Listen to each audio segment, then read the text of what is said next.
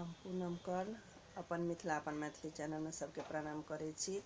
आई हम एकटा चुमान गाबऽ जा रहल छी। नीक लागत लाइक कऽ देब, चैनल के सब्सक्राइब कऽ देब। चुमा बहु हे राम सिया के आजू, चुमा बहु हे राम सिया के आजू, चुमा बहु हे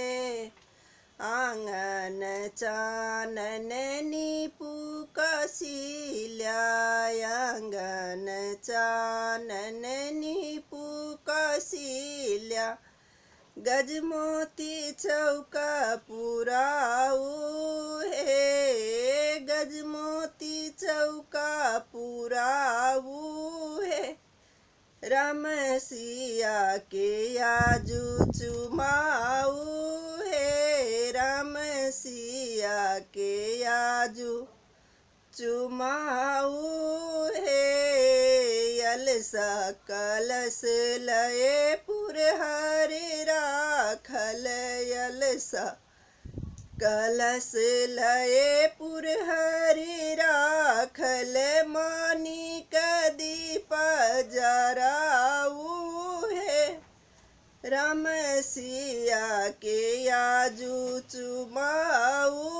हे राम सिया के आजू, चुमाऊ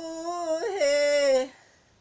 काचाही बाँस के डाला बनल अछि, काचाही बाँस के डाला बनल अछि, दही ओधान सजावल हे राम सिया के आजू, चुमाऊ हे राम सिया के आजू, चुमाऊ हे दुभिया छत लये मुनि सब अयला, दुभिया छत लये मुनि सब अयला, शुभ शुभ शब्द सुनाई हे राम सिया के आजू, चुमाऊ हे राम सिया के आजू, चुमाऊ हे चुमबये चलली मातु कसिल्या, चुमबये चलली मातु कसिल्या, सखी सब मंगल गाऊ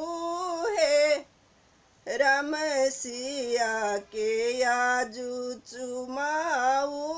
हे राम सिया के आजू, चुमाऊ।